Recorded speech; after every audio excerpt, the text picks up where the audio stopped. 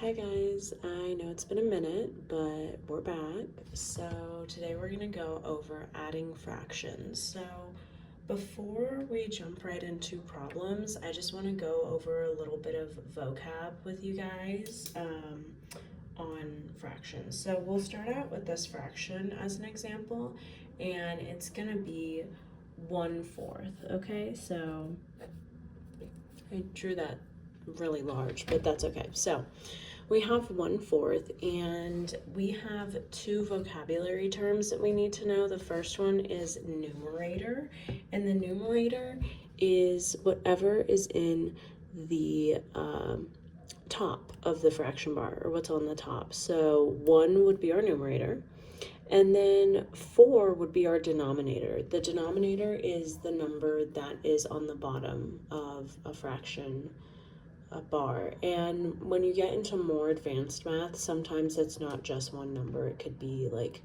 an expression of some sort. So anyways, yeah, we'll call number 1 our numerator, and 4 will be our denominator. Okay, so now that we have that, let's start out with an example. So I'm still going to use 1/4, and I'm going to add 2/4 to this. So when you have this problem, you have 1/4 plus 2/4. You could also say that this is 1/4 plus 2/4, okay? Because 1/4 is the same thing as saying a quarter. Why? Because if you look at a quarter, like the coin, when it comes to money, 4 quarters make $1. So you have to think like how many things make one whole, okay?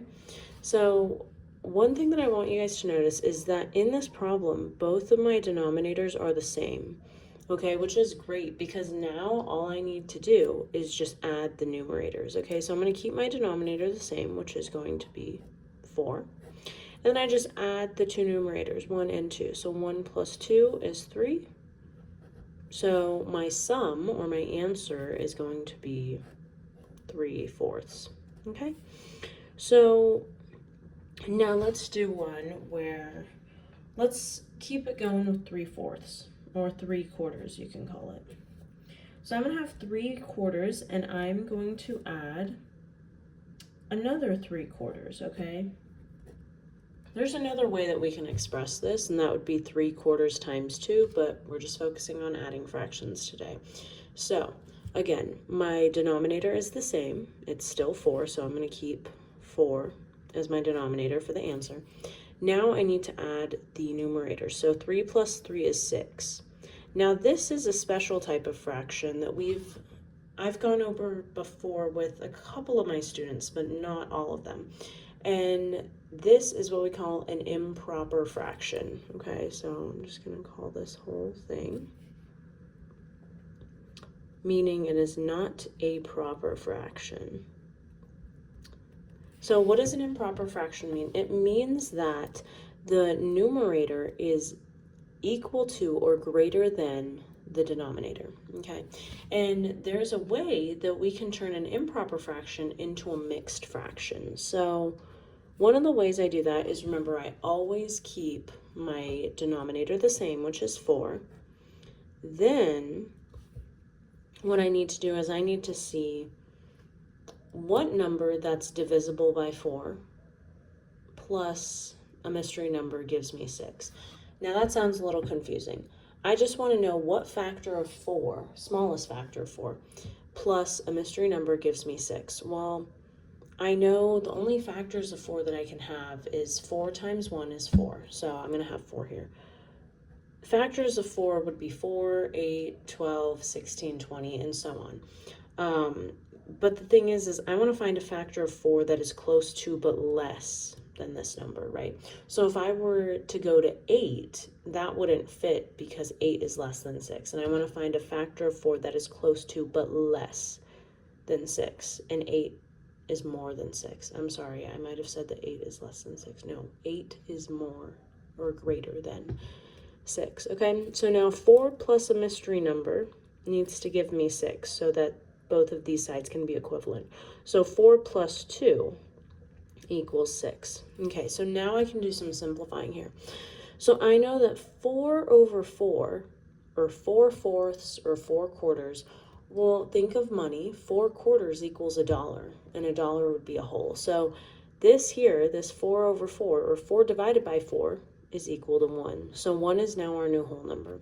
And then what are we left with? What fraction are we left with? We're left with 2 fourths. So this is almost our mixed number. And I say almost because we're not done with this fraction yet, because I can simplify 2 fourths or 2 quarters, because I can divide both 2 and 4 by 2. So I'm going to divide 2 by 2 and 4 by 2. And again, my whole number stays the same, so it's still going to be 1. And then 2 divided by 2 is 1. And then 4 divided by 2 is 2.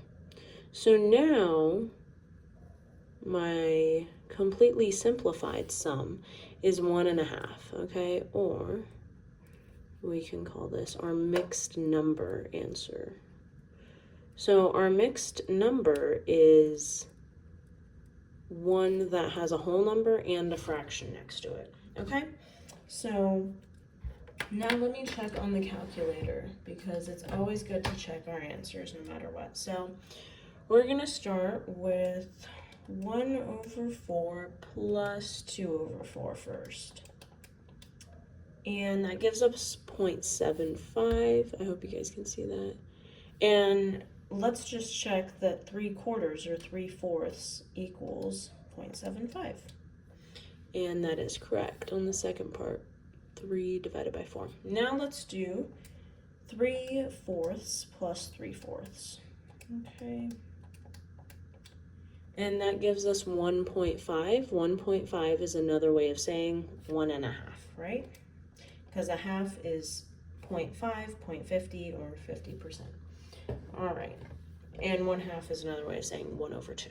All right. So now let's work with some examples where we don't have the same denominator, okay?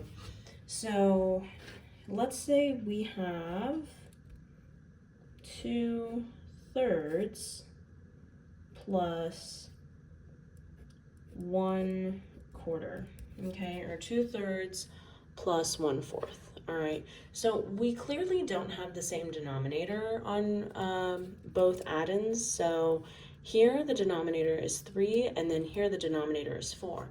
So one of the ways that we can tackle this is we need to find a factor that 3 and 4 both have in common, okay? Most of the time when you're dealing with this, it'll be something that is normally a bigger or larger number than the denominators, and one of the most common rules to do is you're going to multiply the other denominator by each other, okay? And I'll show you guys how to do that. So 3, I have to think of my factors of 3. So I have 3, 6, 9, 12, and we're going to stop there. Now for 4, I have 4, 8, 12, 16. Now I have a common factor, which is 12, right? Now how do I get to 12 for both of these? Well, to get from 3 to 12, I need to multiply 3 by 4 to get 12. So I'm going to put here 2 over 3. Again, parentheses right next to a number is another way of multiplying. Okay, it's another way to express that you're multiplying. So 2 over 3 times 4, okay. Then how do we get from 4 to 12? Well, we have to multiply 4 by 3. So now I'm going to put on the bottom here 1 over 4 times 3, okay. Move this up a bit. So now I'm multiplying the whole fraction by 4 and then this whole fraction by 3, because it wouldn't be correct math if I only multiplied the denominator by the common factor, because then this is a whole different fraction and we're dealing with a different problem now. So the point that I'm trying to make is I want to find a proportionate fraction that is going to give me the same denominator, okay, for both of these. So let's go over this. So anytime I multiply something by a fraction, I'm multiplying by both the numerator and the denominator. So 4 times 2 is 8, okay, and 4 times 3 is 12.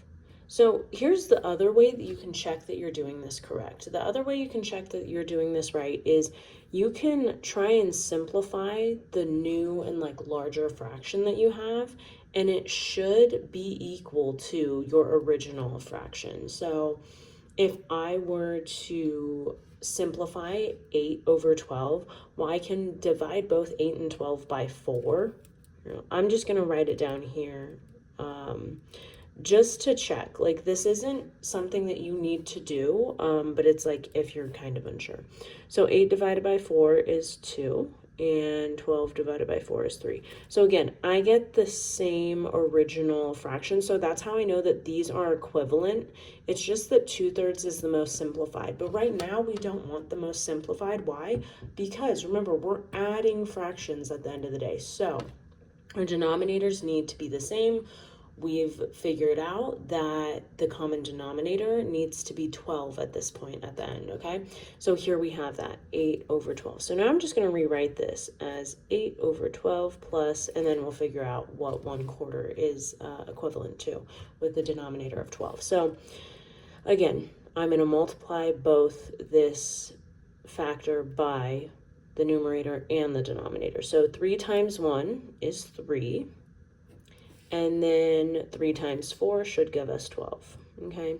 And then how do we check to make sure that that's correct or equivalent? Well, I can just simplify 3/12, and that should give me 1/4. So 3 can only be divided by 3 at this point. I mean, it could be divided by 1, but you're just getting the same fraction, right? So I'm going to divide both sides by 3. 3 divided by 3, remember, anything divided by itself is 1. And then 12 divided by 3 is 4. Okay, so again, I have the original fraction. So that's how I know that these two fractions are equivalent. So now this problem can be turned into, to make it more simpler, or more simple, 8 over 12 plus 3 over 12.